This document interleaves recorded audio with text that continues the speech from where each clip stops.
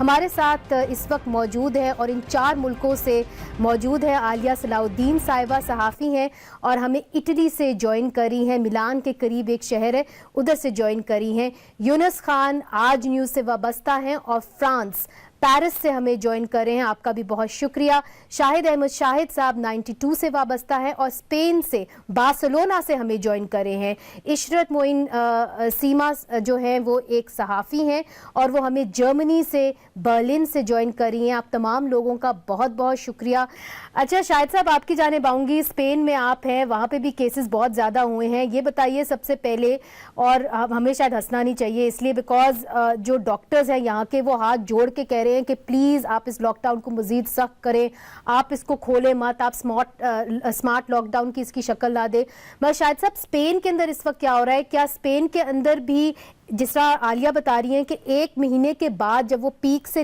اتر رہے تھے تب انہوں نے لاک ڈاؤن کے اندر نرمی لائے ہیں، اسپین کے اندر بھی کیا یہی سلسلہ تھا؟ جی بالکل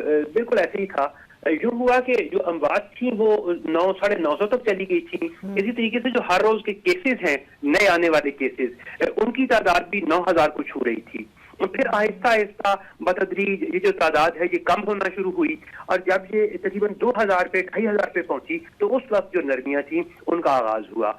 2 مئی سے اصل میں جو کم سن بچے تھے انہیں پہلے گھروں سے نکلنے کے لیے محدود ٹائم کے لیے، یعنی دن میں 1 گھنٹے کے لیے گھر سے 1 کلومیٹر کے فاصلے تک جانے کی اجازت تھی۔ پھر 4 مئی سے جو بڑے لوگ تھے ان کو بھی واک کے لیے نکلنے کی اجازت تھی۔ مگر یہ بات اپنی جگہ درست ہے کہ حکومت بھی خوف زدہ ہے اور جو اپوزیشن ہے وہ تنقید بھی کر رہی ہے۔ جب پہلی دفعہ ایمرجنسی کا فیصلہ ہوا تو جو ووٹ پڑے پارلیمنٹ میں ان کی تعداد 321 تھی،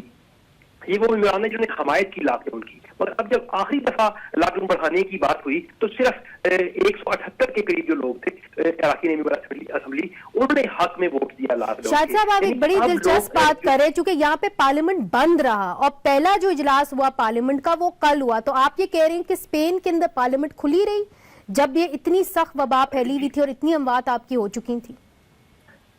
ویڈیو کانفرنس کے ذریعے ووٹنگ بھی ہوتی رہی اور پارلیمنٹ کی میٹنگز بھی ہوتی رہی، اور جو صدر تھے یہاں کے پیڈرو سانچیز وہ تمام صوبوں کے سربراہان تھے ان سے مکمل رابطے میں رہے، کیونکہ قانون یہاں پہ یہ تھا کہ آپ ایمرجنسی لگا سکتے ہیں 15 روز کے لیے، لہذا ہر 15 دنوں کے بعد ان کو پارلیمنٹ سے منظوری لینا وہ ضروری ہوتی تھی۔ خیر ہم ایک اور طرف نکل جائیں گے۔ مگر اسکول کے حوالے سے ذرا بتائیے کہ اور ایک اور بڑی اہم بات ہے، جہاں آپ بیٹھے ہوئے ہیں بارسلونا، وہاں پہ آپ مجھے بتا رہے تھے کہ کئی ایسے علاقے ہیں اسپین کے اندر جہاں پہ ابھی بھی لاک ڈاؤن سخت ہے، کئی علاقوں میں کھول دیا گیا ہے، کئی علاقوں میں سخت ہے، اس کی کیا وجہ ہے؟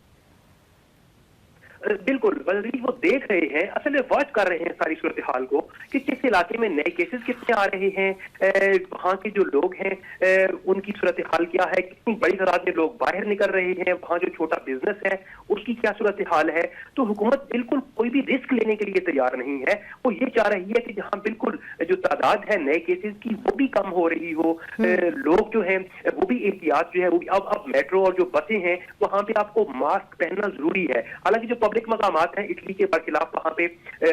گلی میں آپ جا رہے ہو تو وہاں ماسک آپ نہ بھی پہنے تو ٹھیک ہے، مگر یہ ہے کہ ٹھیک۔ شاہد صاحب آپ کیا کہیں گے؟ اسپین بارسلونا میں وہاں پہ بھی ٹورسٹ سیزن ابھی بلکہ شروع ہوا، مگر ہم نے دیکھا کہ کس طرح حالات وہاں پہ خراب ہوئے، ریسٹورانٹس جو ہیں وہاں پہ کھلے نہیں ہوئے ہیں، ایک خدشہ رہتا ہے حکومتوں کا کہ جی اکانومی بالکل بگڑ جائے گی، لاک ڈاؤن اب آپ کا کھل رہا ہے مگر اس طریقے سے کھل نہیں رہا، پاکستان کو کیا لیسن لرن کرنا چاہیے اسپین سے؟ جی بالکل، پاکستان کو ایک تو یہ ہے کہ سخت قسم کا لاک ڈاؤن کرنا پڑے گا اگر اس موذی وبا سے بچنا ہے، مگر ہم تو لاک ڈاؤن کھول رہے ہیں شاہد صاحب، تقسیم ہو رہی ہے، ہم تو سمارٹ لاک ڈاؤن کی طرف جا رہے ہیں۔ یہ اللہ نہ کرے ہمارے لیے مشکلات بڑھیں، تمام ہم اوورسیز پاکستانی بڑے دعاگو ہیں اپنے محب وطن جو لوگ ہیں ان کے لیے، ہمارے دل دھڑکتے ہیں پاکستان کے ساتھ، مگر دوسری جو بات ہے جس طریقے سے وہاں پہ امدادیں تقسیم ہو رہی ہیں ہمیں تو اس بات پہ بھی اعتراض ہے کیونکہ جب زلزلہ آتا ہے یا سیلاب آتا ہے تو امداد پہنچانا یا لوگوں کا ملنا ایک دوسرے سے اس کا ایک اور طریقہ کار ہے، مگر یہ جو وبا ہے یہ اس طریقے سے گھلنے ملنے کی اور کلوزنس کی اجازت شاید نہیں دے رہی۔ ٹھیک ہے، تو آپ یہ کہہ رہے ہیں کہ جو حفاظتی تدابیر دی گئی ہیں کم از کم عوام کو چاہیے اس کو فالو کریں، مگر میرا خیال ہے تمام جتنے بھی ہمارے یہاں پہ جرنلسٹ ہیں، مصنف ہیں، یہ کہہ رہے ہیں کہ لاک ڈاؤن کو مزید سخت کرنا ہی جو تھا وہی پاکستان کے لیے اچھا ہوتا. اور عالیہ صلاح الدین اٹلی سے ہمیں یہ بتا رہی ہیں کہ اس کو کھولنے کا بھی طریقہ ہے، اور اگر آپ صحیح طریقے سے نہیں کھولیں گے تو یہ جو وبا ہے یہ پھر سے اور لوگوں کی جان لے سکتی ہے. آپ تمام لوگوں کا بہت شکریہ کہ آپ نے یورپ کے 4 ممالک سے ہمیں جوائن کیا. آج کے لیے ناظرین اجازت دیجیے، خدا حافظ.